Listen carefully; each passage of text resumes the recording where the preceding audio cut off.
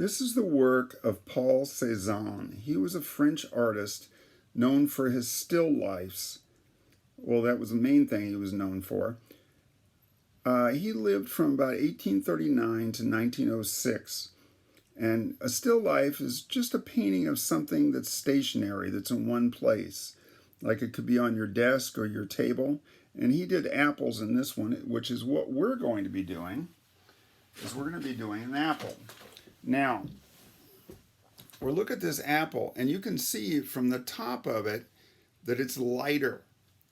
That the lights from my studio here make this lighter and looks almost kind of yellow. The bottom of it is darker and looks actually more red. Now, granted, this apple is a little yellow too, but the light tends to change the color. And we're going to talk about value, which is, here's Cezanne and Still-Life, we just talked about, but value is how dark or light something is. Like this is a very dark value, and it goes to a medium and it goes to a light. Now that's a little easier when you're doing with pencil or charcoal or something, but in color it becomes a little more difficult. So we're going to do this starting, I would say start with drawing with a pencil first. I'm going to use charcoal just so you can see it. So I draw my apple, which is just basically a circle with a little dip in it. Maybe you can put a stem there if you want.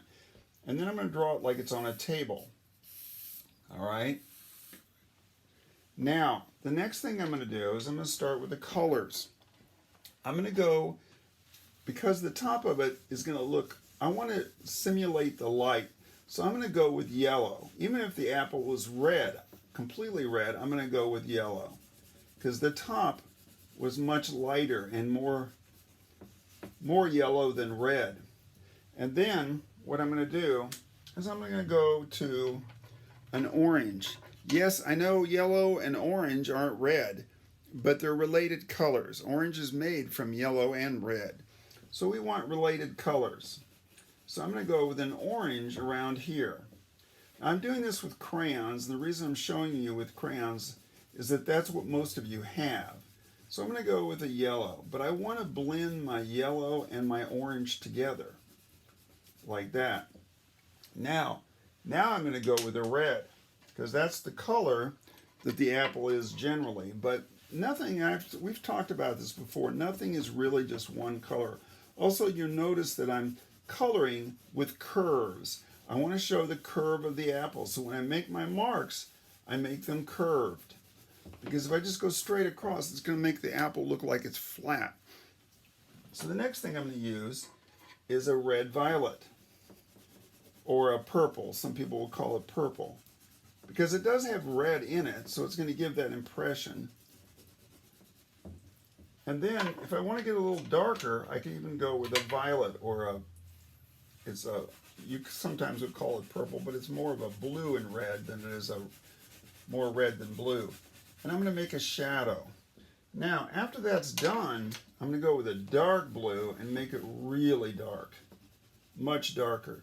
Now, if I start losing my red, all I have to do is go back and go over the whole thing with red.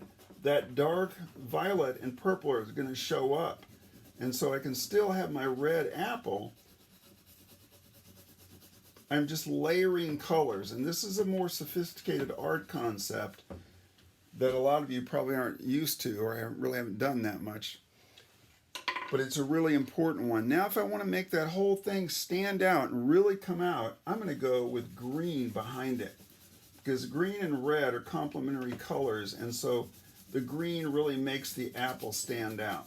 Now, we'll talk more about this when we get in class, but this is the general idea. So I will see you this week in class for our still life.